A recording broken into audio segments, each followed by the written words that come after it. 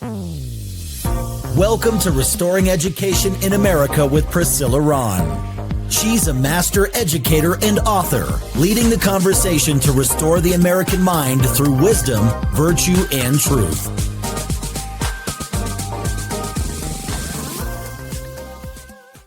Well, hello, everybody. Welcome to Restoring Education in America. I'm your host, Priscilla Rahn, and I'm so thrilled that you've decided to join the conversation today.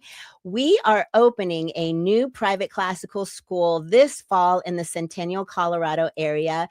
It's called Excalibur Classical Academy, and their mission and vision is restoring America's heritage by developing servant leaders who are keepers and defenders of the principles of freedom for which our founding fathers pledged their lives, fortunes, and sacred honor.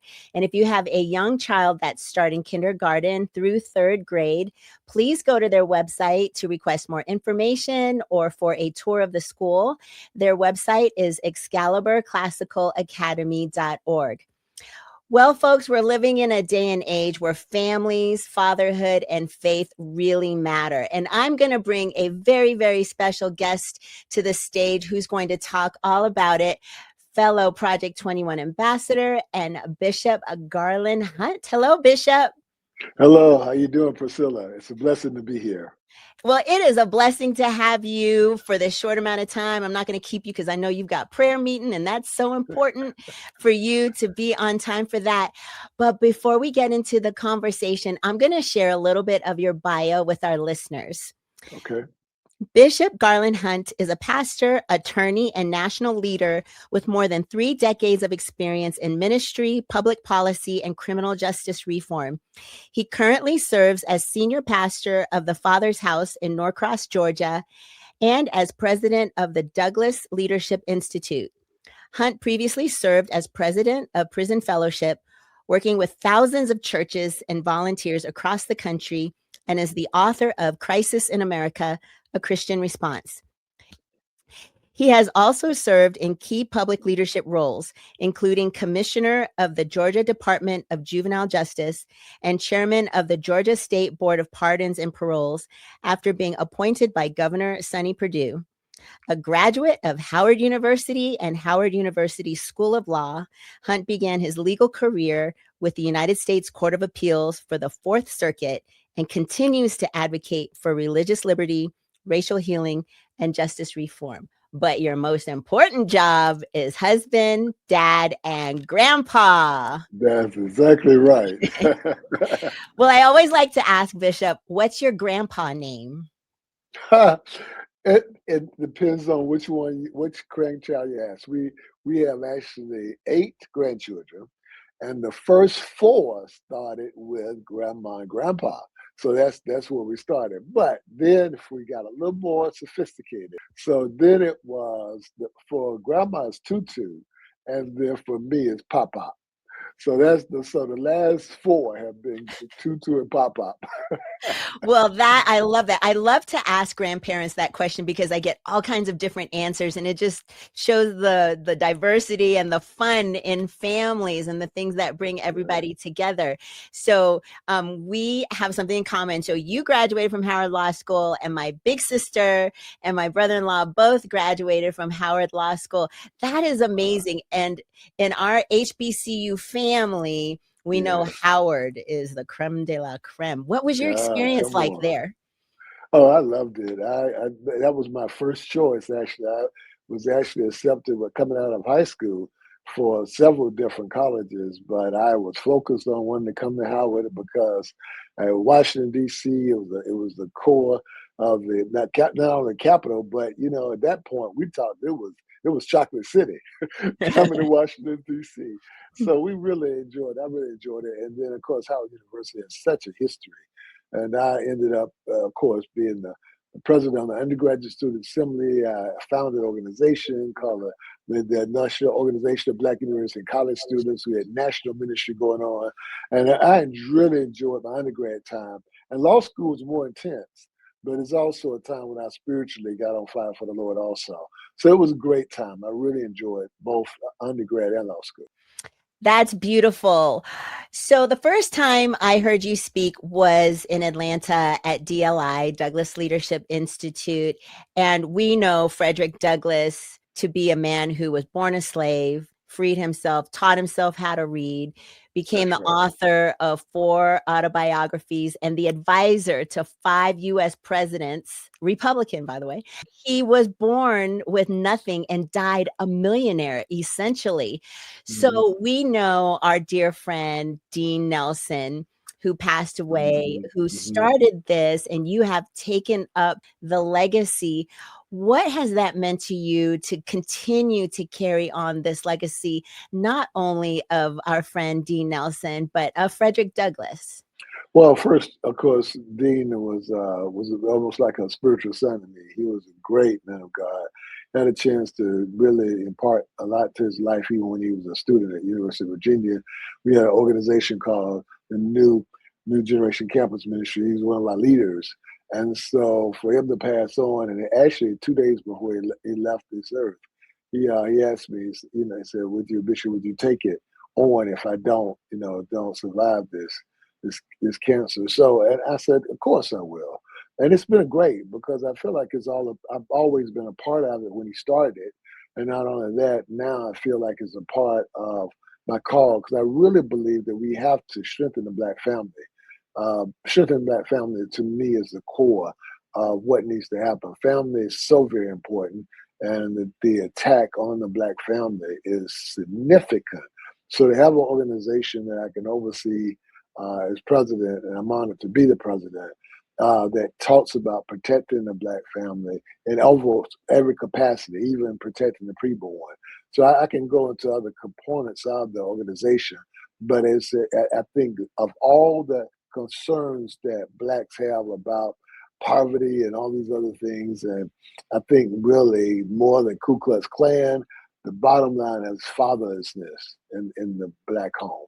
That's really what the problem is, and that's where we lack, and where we have literally 3 out of 4 Black children are raised in a home with just one parent, a single Black mother. That's a real issue. Fatherlessness is a huge problem, and frankly, a curse that we have to break in the Black community. So I'm honored that we have an organization that is structured to do that. And of course, Frederick Douglass, wow, he's a powerful abolitionist, and he was activist, writer, orator, internationally acclaimed. I mean, literally went from nothing as a slave to one of the most photographed heroes, actually, also of any other American. And but most of all, he had a powerful impact on particularly President Lincoln during the Civil War. Advocating for equality for blacks, actually fighting in the war, but as a both, and now also a communicator. Now the North Star, he started North Star, and it communicated also. So I think that a large part of what took place during that time, which of course was a disgrace to families, when fathers were being auctioned off on an auction block, is very similar now because even now fathers are missing. And it's so very important to have an organization that can advocate with the organization called Douglas Leadership Institute, and also have strengthen the family as one of the main pillars. I really love that that's been an emphasis of the organization. I wrote a book, Restoring Education in America, and my very first chapter is about fathers and fatherhood. I was Uh-huh. one of the very blessed and privileged young women to be raised by a Black father who was present at the time of my birth, was a provider, was married to my mom to the day of his death. And I am so blessed to have had that experience. And I think it Hmm. really has transformed the way I view men and fathers Hmm. because God has ordained this order. And it's so Hmm. important that not just men and specifically Black men speak up about this. You need women to also say, That's exactly we right. honor how God has made the men the covering for Hmm. us and as the provider, and that is the order. And when that order is there, everything, the whole community is in order and our children are healthier. So thank you so much for being a leader in this space to continue to encourage young boys to step into their purpose that God has them for. Because for us as women, we need I'm married, but young women these days need to find strong men who know their purpose and will walk with courage in their purpose.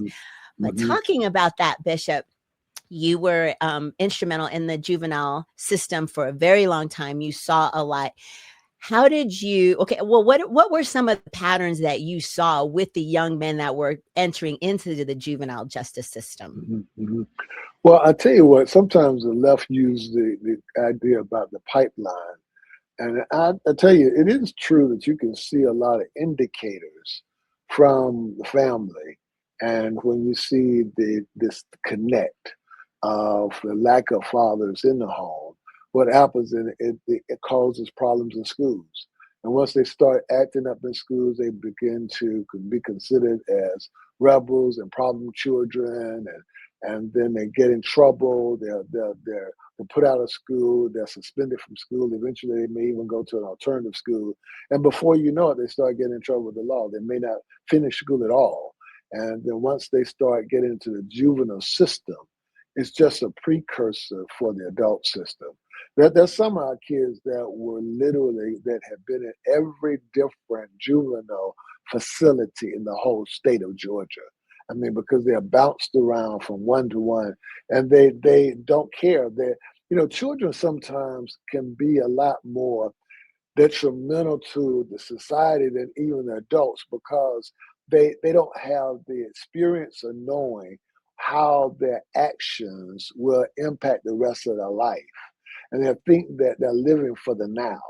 And so in living for the now, they're killed, they're steal, they're destroy, they may rape. I mean, things that are probably, you would say, well, why would you do this? Why doesn't make sense? But because they are so self-focused and so concerned about their self-identity and how they are viewed and how other people see them, and then they're totally impacted by the acceptance or the rejection of their peers, they'll do anything for the sake of territory or to be important. And so what happens is they end up getting into the juvenile system. And once they get into the system, I mean, usually they just continue. And matter of fact, I don't know if most people even know, because you are focused on education. I don't even if you knew that, particularly in Georgia, but in most states, we also had a separate educational system just for the juveniles. In other words, we had every county, of course, has a school board. But we actually had to have our own school board just for the juveniles. So when they came in, they had to go to school and they had to learn. Many of them had failed out of school so much and had been so absent in it, it's almost like they're starting over.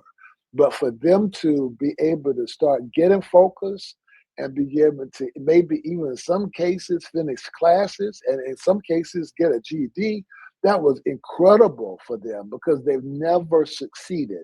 They've never had accolades. They never received certificates. And that's things that we would take for granted that we'll honor. When we would have our graduations, man, people would come and we would try to get their families, because sometimes even as a young person, sometimes their families give up on them. But when their families can come and they really can stand up and have on a cap and gown and say, I've completed something, they are so proud, because they have begun to have a sense of family and a sense of purpose. So these are some of the issues that we take for granted. But these young people need us. They need grown people, adults that will believe in them. And fortunately, even the adults that look like them that will say, listen, no, don't get in fights. No, you're going to get your life in trouble. And because it is a revolving door. In most cases, those that are in the adult system, of course, come right back into the system, of course, with about 66%. And we call that our recidivism rate. Well, the same thing happens actually with the adult, almost the same percentage of those same young people go on and graduate into the adult system. So they're revolving a door in the juvenile system, and then it's a revolving door once they get into the adult system. And that's a very shame. Something has to stop. And quite frankly, as a man of God, I believe that they need godly environments and godly mentors and those that can stay. And you got to be patient with them. They need longevity. They need people that will stay in there. When they mess up, they still say, hey, I believe in you. You can do this. So one of the greatest things for a student, and we call them students, in the system, is that you have to get them understanding the importance of education. And if they can understand that, that's one of the first things that they have to solve. Sit up in the class, listen, be able to repeat things, and we begin to remember and study. And so for some of them it's easy and some is not, but we have to take every child based upon their own situation and help walk them through, hopefully, a successful time for the limited time they're there, hopefully, or even if they're there for longer term. But you have to believe in these young people. That is a great segue, Bishop, to the faith element, because when we're looking at a government-run system where a lot of times we're told, oh, separation of church and state, we don't have time to go into how that term has been misused.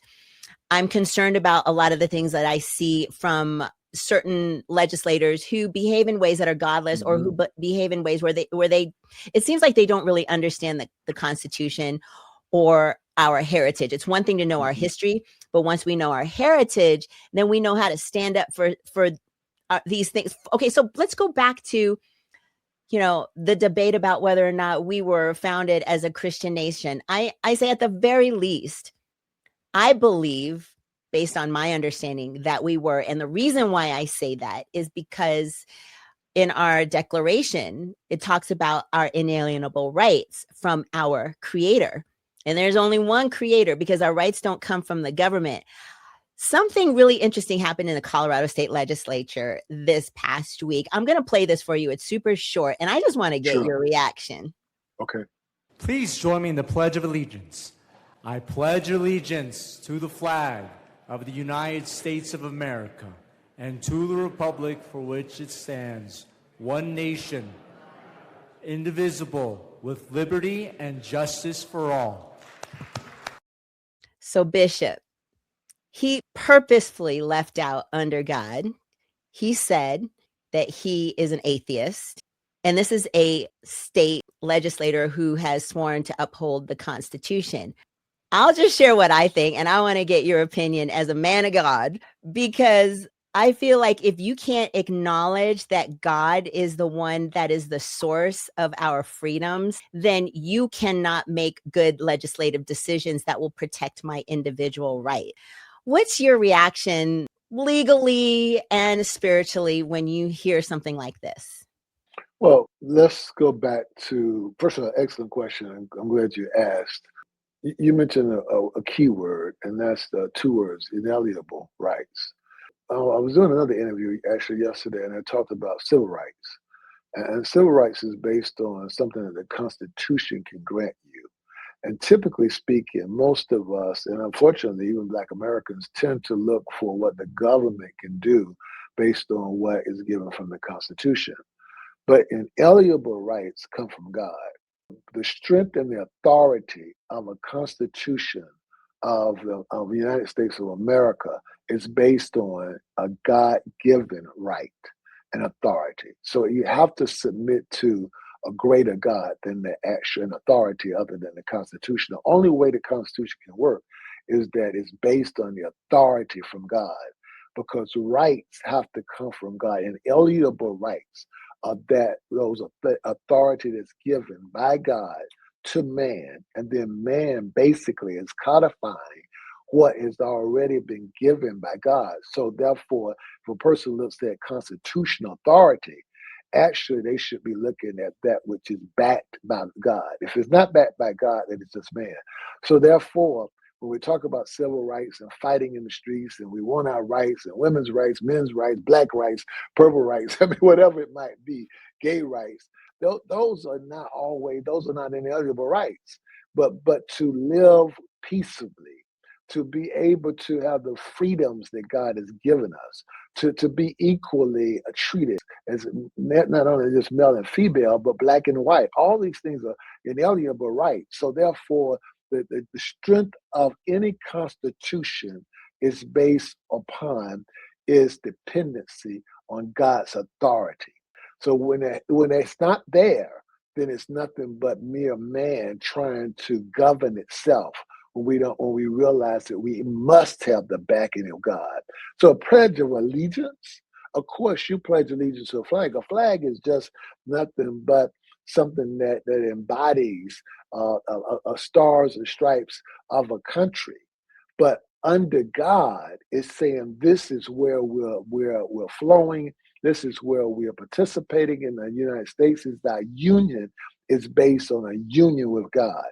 So it's very, very key. An atheist goes against the very nature of godliness. So when you mentioned the founders, I mean, yes, the founders came here for seeking freedom of religion because they had been under a state imposed religion. And they wanted to come here. One of the things they wanted to do was clearly say that there's freedom of religion here. And so that freedom is one of the key things that we have in our country. So therefore, if you take this out, then you're taking away the very beginning. And of course, as being black, people say, well, no, they had slaves and all. Yeah, I'm not saying these men were perfect. Certainly they were not. Certainly there were things that happened even in some of the accords and treaties that they had with Native Americans, all kind of things you can find to notify, to tell us that they're men, because human depravity goes across the board. But still, they had the consciousness to dedicate this country unto God. They still wanted God to bless this nation. So absolutely, and I'm excited about 250 years that we can celebrate that of a patriotism. I love being American. And I tell you something else. I know you didn't ask this, but I want to just bring this up. One of the key things that we do, Priscilla, every year is Juneteenth. Now, blacks and whites. It's interesting now. People say, why you got to do Juneteenth? Isn't that liberal? Isn't that, bringing back slavery? We don't want to talk about slavery. Are y'all talking about reparations? No.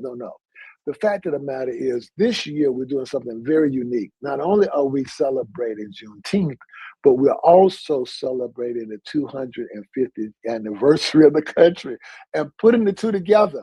In other words, yes, as blacks, we can celebrate black achievement with people like Frederick Douglass. I mean, people like Carter G. Woodson, the people that are Booker T. Washington, people that have been great heroes of the past. We can celebrate them, even though we might have stains in our history. It doesn't stain the flag. It doesn't stain the birth of our nation. We have to say that coming here, at least we still have America that we can serve and that we can be dedicated to and that we can be loyal to. So it's interesting combination of Juneteenth and 250 years of celebration, because clearly we're not demeaning the nation. We're celebrating what the Lord has done with us in adverse circumstances. Then we can still celebrate a nation that has received all races, that we can work together, move together, live together in the pursuit of happiness and peace. Well, amen. And is it Sila? I gotta show off. I know a couple words in the Bible to a bishop. Okay, but that is a perfect segue, Bishop Hunt, to, we know the famous speech by Frederick Douglass, "What to a slave is the 4th of July."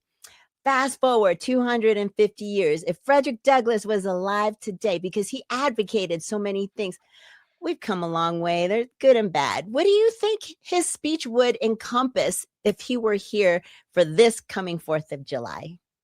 Well, I think that he would celebrate, but of course he could not forget what we've been through. I think that probably one of the basic atrocities is to try to act as though that those things didn't happen. Sure, they did, but it's not a demise to the whole history of the nation. But what it is that it's just acknowledging what we've come through, and as blacks in that regard. So even though there was a celebration of July 4th as the breaking from British control, and that we fought for our freedoms and we celebrate our freedom, I celebrate that too. we always celebrate the freedoms of our nation, but we also celebrate the freedoms that also Blacks are serving. I think it's a dual celebration. So I believe that in that particular case, he wanted them to know that for Black people, clearly, we ourselves are still being free. We still understand freedom. But at the same time now, I do think that we would clearly celebrate being American. I don't want to go back to Africa. I'm not, my history of Africa would not accept me. We say we're African American, but I tell you what, I can't hardly tell you the tribe. Even if you went to try to, take your DNA and try to determine where you came from. The reality of it is I'm American, and I'm proud to be American. I'm very proud, very patriotic. I'm very loyal to my country. Regardless of an adverse history, we're here now and we're working together. And I believe that Frederick Douglass will celebrate that also. Amen. I did my DNA. I found out I was from Cameroon, and I felt like I had an identity. It's like, so now everybody I meet from Cameroon, I'm like, oh, you're my cousin. Okay. So it's funny because I have a prayer partner. We pray on Saturdays. One of them is from Cameroon.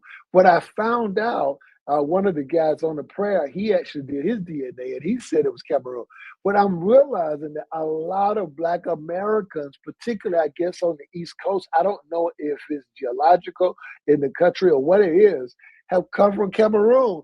I said, that is amazing. So, hey, now we're probably cousins too. That would be so fun. So Bishop Hunt, where can people learn more about DLI, and if they can follow you on social media? Do you have a handle? Yes. Okay, let's talk about, first of all, if you want to follow me, the easiest way to follow me is actually I do have a website. So if you put Garland R. Hunt in there, or even garlandhunt.com or garlandrhunt.com, you can find my bio, you can get in contact with me, and all that is there.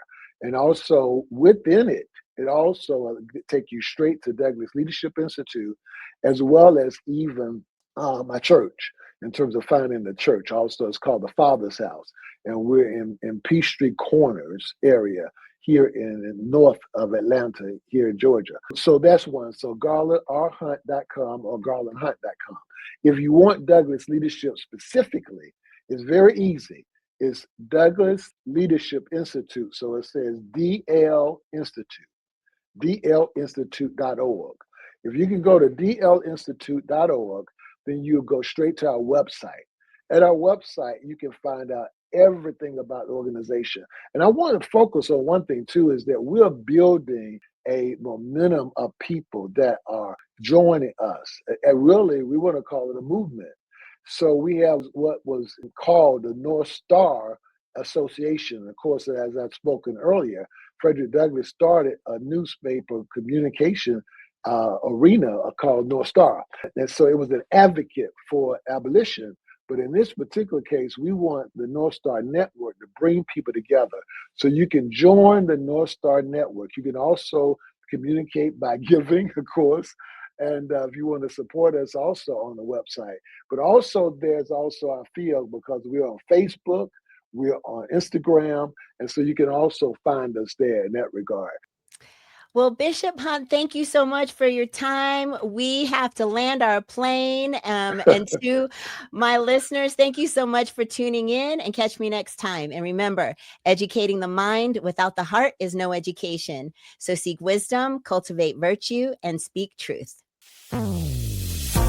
Thanks for tuning in to Restoring Education in America with Priscilla Rahn.